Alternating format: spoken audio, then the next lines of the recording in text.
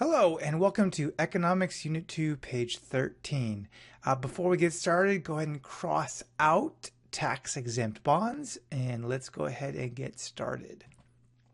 Okay, so investing in a company, we're mostly talking about corporations. You can invest into companies that are not corporations, but that's a whole different topic that we'll talked about in another video. Here, the focus is on corporations.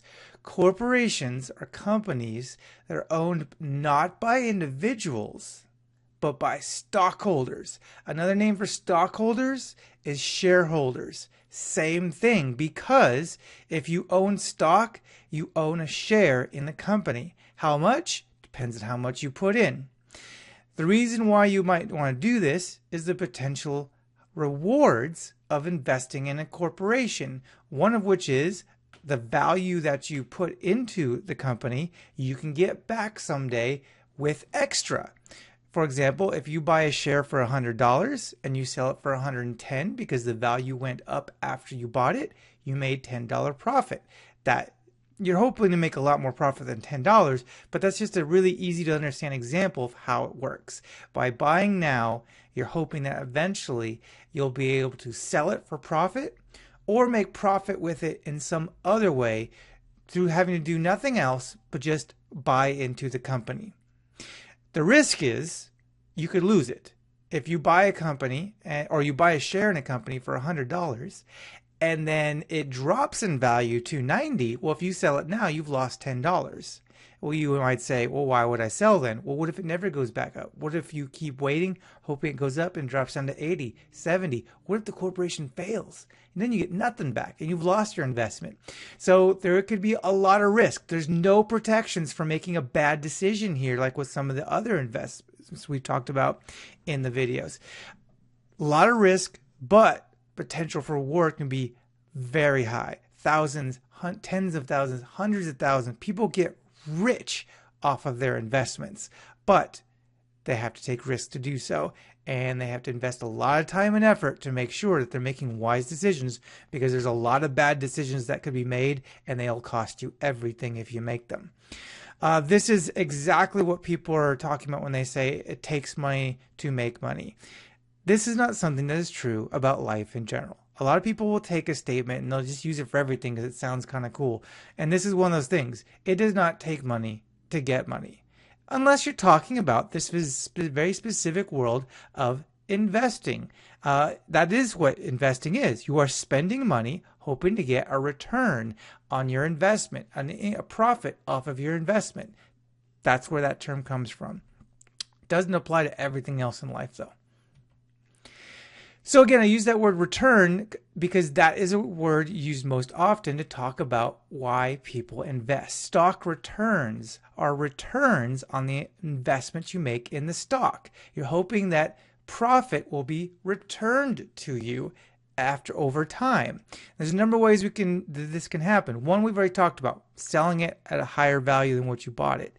Another way is dividends. If you don't sell it, a company benefits by having your money remain with them so they can use it to expand their company and improve their profits. But if their profits are improved, they've got to incentivize you to keep the money with them so they continue to build.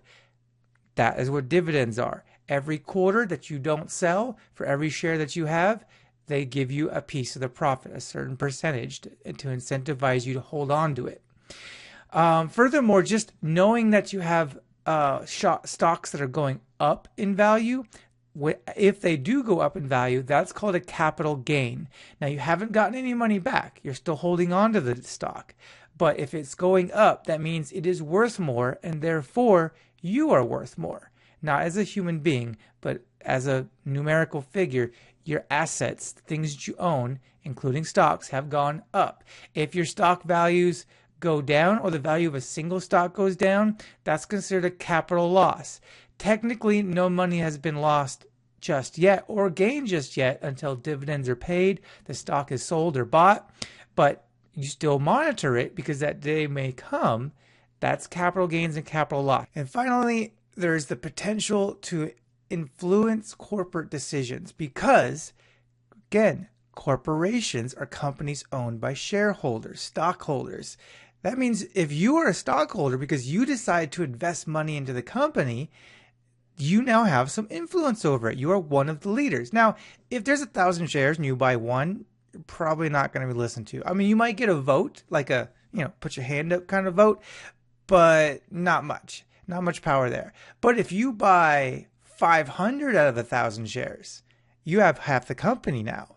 Now they're going to listen to you, especially if the number of shares you own is more than any other individual owns. You are now one of the major leaders, and they have to listen to you because they can't afford to lose all that money. You invested a lot. They're going to have to listen to you because if they don't, they're afraid that you're going to pull your money out. And you probably would if you invested that much money and then got ignored.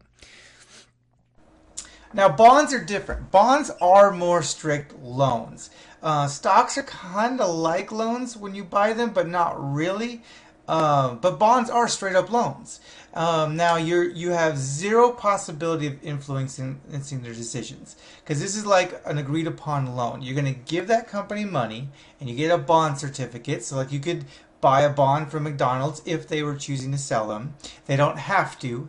Companies who want to hit the big time have to sell shares of themselves. They have to. You have no choice. A little local company has a choice. Walmart, no choice. If they want to be as big as they are, they have to. They don't have to sell bonds. Companies decide if and when they want to sell bonds because these are like loans. You lending them money and you are going to get interest back. You are going to get, well, not interest, a dividend back. You are going to get a capital gain back. If the company does well and is able to pay you back. Now, if the company crashes and burns, maybe you don't get any money back because there's no money to come back. However, while you have zero chance of getting corporate influence, the one benefit you do have is if the company does crash and burn and there's not enough money to pay back everyone who's trying to sell shares and everyone that's trying to sell their bonds back, if you're a bondholder, you get priority over the shareholders. The shareholders are the people that are buying ownership shares in the company. If you're a bondholder, not a shareholder, you have priority in getting paid. So it's not insured money, but you have a higher chance of getting your money back through bonds. And governments do the same thing. The Treasury Department will offer Treasury bills, Treasury notes, Treasury bonds. The short term is just, instead of saying Treasury, saying T. Okay, I'm not going to say Treasury bond, I'll say T-bond. To get money from the people. They get lots of money from taxes, but sometimes they want to fund something like an education program, the military. World War II, lots of bonds were sold to people, and citizens made a lot of money on those bonds because the government needed money to build tanks and bombs and stuff to fight World War II. The government has done that other times in its history. And you can still, even to this day, buy bonds from the company. Or from the government. So you're loaning your money to the government, and when you cash that bond sometime in the future, kind of like a time deposit or a CD, you get a big bonus back. You get a big dividend back. There's usually a minimum investment because this is usually if you're investing in if you're buying a bond from America, from the American government, you're pretty safe with your bond. You're probably not going to lose the money because America's probably not going to crash and burn, anytime real soon. So you're pretty safe, but there's a minimum investment. They're not going to waste their time with a bond for $5. Usually it's at least $1,000 if you want to get a bond, so that at the end of the period of time you get that money back. This can be a very lucrative way to make money if you can afford to give up that investment for a certain period of time. You can't just buy a bond and then a week later sell the bond real quick and expect to make profit. This is more of a long-term thinking. That's why it's great for a retirement or a savings plan for something long-term. Stocks can be more short-term if you're lucky, but bonds are definitely more long-term because we're talking about long-term loans you have to allow to maintain. Plus there's tax benefits. Regular bonds, no tax benefits. Treasury bonds are not going to be taxed by state and local taxes. So usually when you get a paycheck or you make any money at all, there's state taxes, local taxes, and federal taxes. Well, bond profits, you still have to pay federal taxes, but those profits are going to be a lot.